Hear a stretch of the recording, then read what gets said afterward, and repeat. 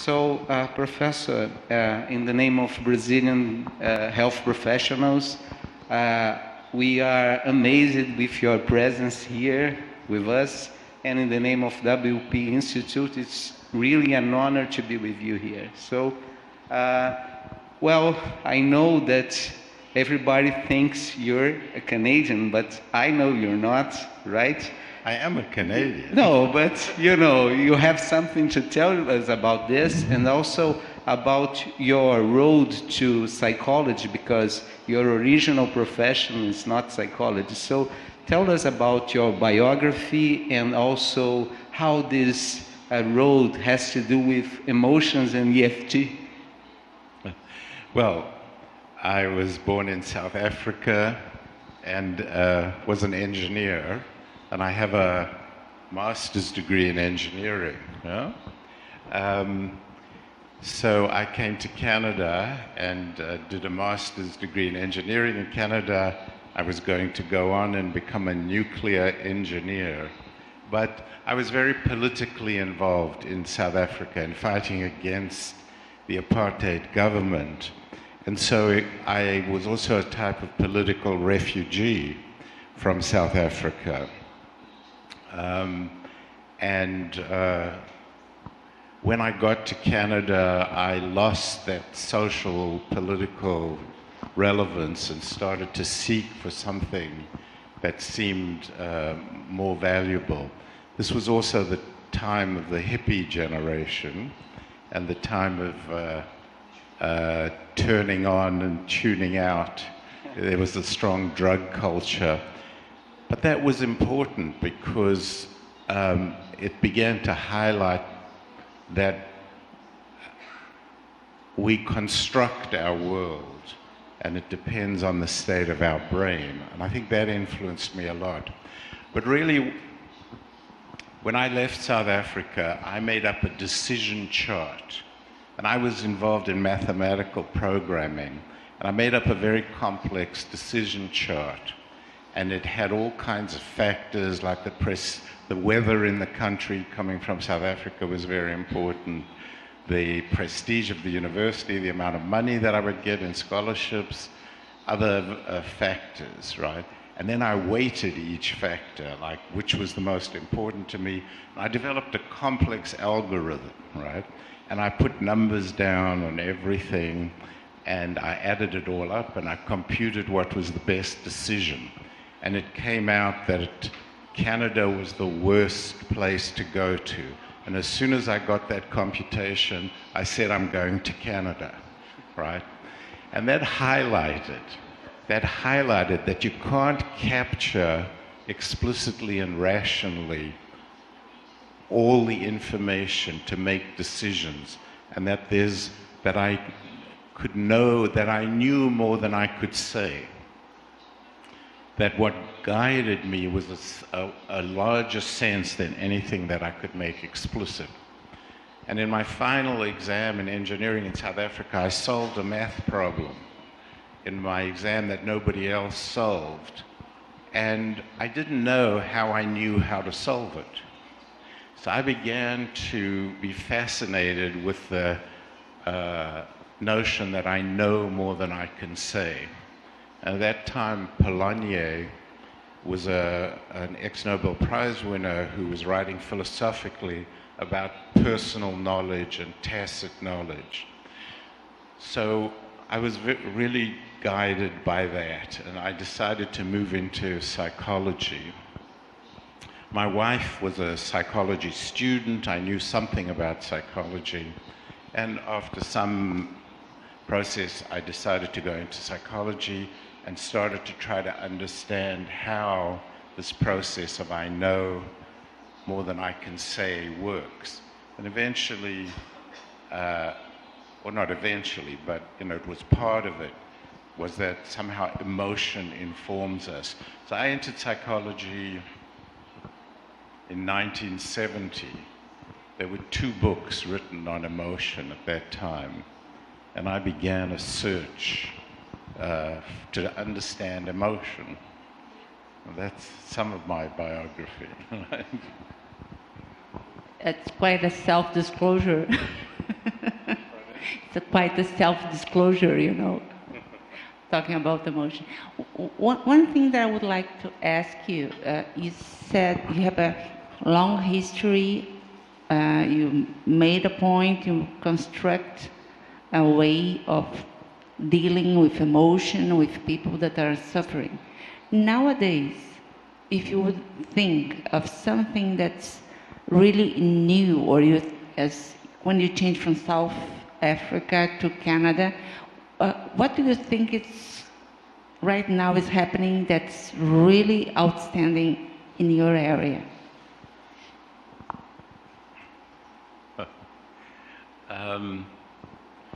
Well, you know, the standard answer would be to say the neuropsychology or the affective neuroscience, study of the brain and understanding. But I think this is very primitive now. The fact that the brain lights up in different areas doesn't really tell us anything. And I don't know if people know, but there's this dead fish story where people have put a dead fish in an fMRI machine and it's lit up all over the place, right? So people are using fMRI to just validate their own theoretical biases. But it is interesting, and it's definitely an advance, actually studying the brain and understanding emotion in the brain. So I do think that, I mean, in my area, the emphasis on the study of emotion, and that people are paying attention now, the degree of, the increase in literature on emotion has increased exponentially in the last decade. And so just the fact that everybody is looking at emotion now, I think is probably one of the most important things. I think the other thing is the move towards psychotherapy integration. I'm a founding member of the Society for the Exploration of Psychotherapy Integration, and I think ultimately my hope is that we will move away from schools of psychotherapy toward understanding processes of change. Well, we have too many schools, different schools of psychotherapy now. So you believe that emotion may be the core thing that integrates the psychotherapy? That's what you're talking? No, I think we will have a field in which we understand emotional principles, cognitive principles, behavioral principles, interactional principles, and neuropsychological principles. And that's what we will teach our students, and relational principles. And there's something in everything. But on top of that, I do believe that emotion is our most fundamental processing system. And if you would like your daydream, you know, from 10 years from now, how would you like psychotherapy or emotional as a tool for psychotherapy would be 10 years from now, if you would guess or if you would wish? I mean, my wish, which will not be achieved, is that there will be no schools of psychotherapy, and that psychotherapy will be based on knowledge, not power and politics.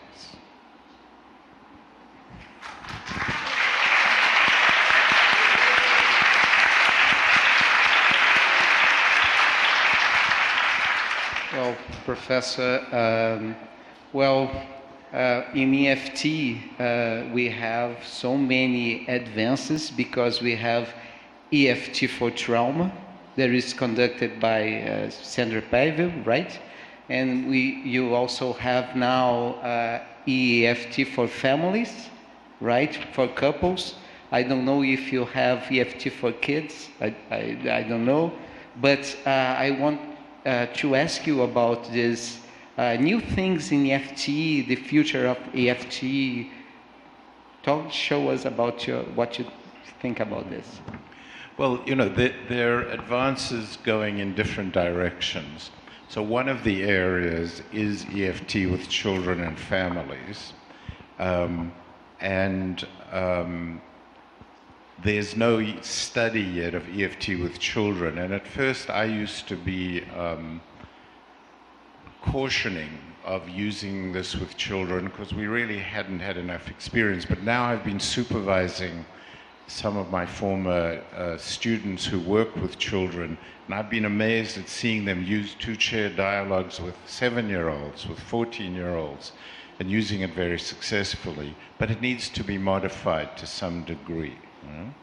And there is a development in both the couples therapy area on working with families, but also in the individual therapy area where, and I'll just mention this because it's very radical, coming out of working with eating disorder, at first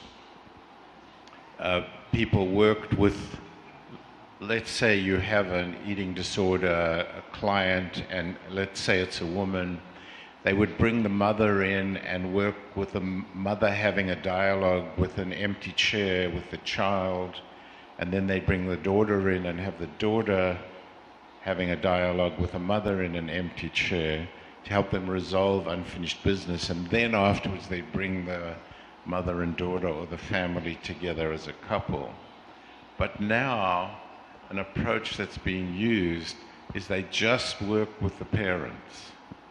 Now I'm not doing this, but they just work with the parents, and they coach the parents to be empathic towards the child, to apologize towards the child, and to ask the child for forgiveness. So this is a very radical and interesting innovation.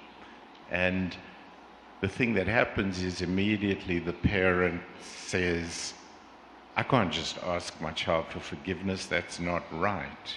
I didn't do all bad things. I can't just say sorry to my child. And then they work on what stops you from apologizing to your child. And when I first heard it, I had the same reaction. I have children now of 37 and 41.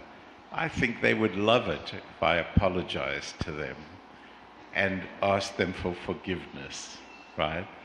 But there's a block in doing that. But I think it could be quite curative. So that's just a very interesting and unusual path. My goal, I've retired as a research professor, but is for people more and more markers and tasks to be studied. I've developed an approach to psychotherapy research called task analysis, in which you take actual therapy and you study how do people resolve anger, how do they resolve sadness, how do they... My last doctoral student is working on how do people resolve shame in psychotherapy. So I think we really need to start studying each of the emotions and look at how people change.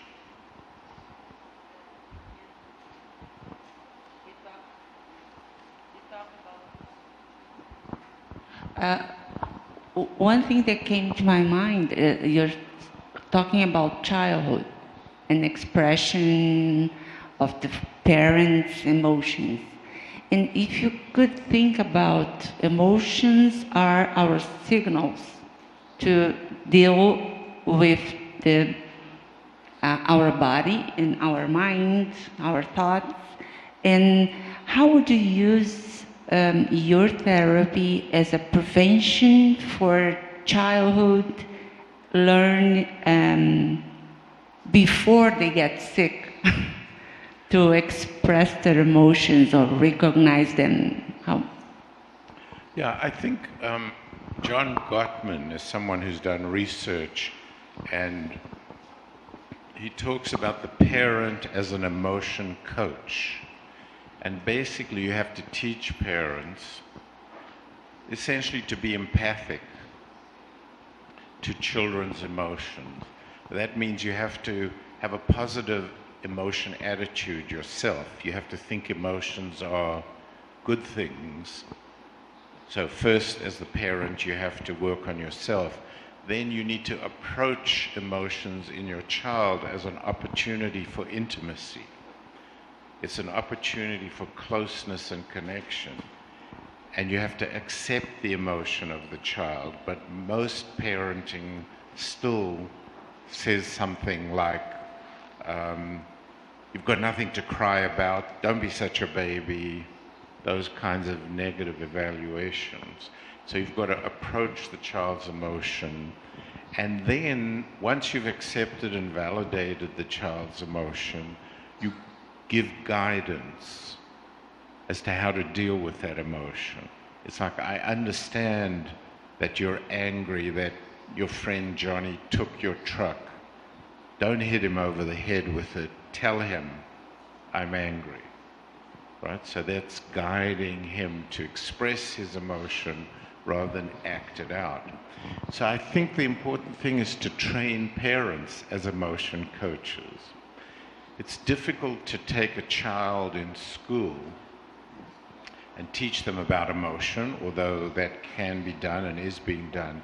But I think you really need to work with the parents, with the teachers, and with doctors and nurses, and teach them to be good emotion coaches, and they will, in real life, give the child the kind of education about emotion that will be necessary.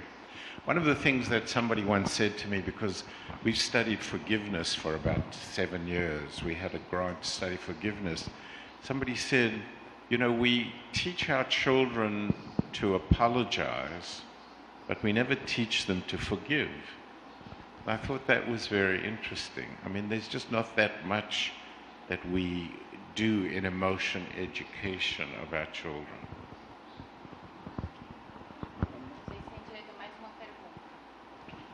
So, Professor, well, EFT is really absolutely an integrative approach, right?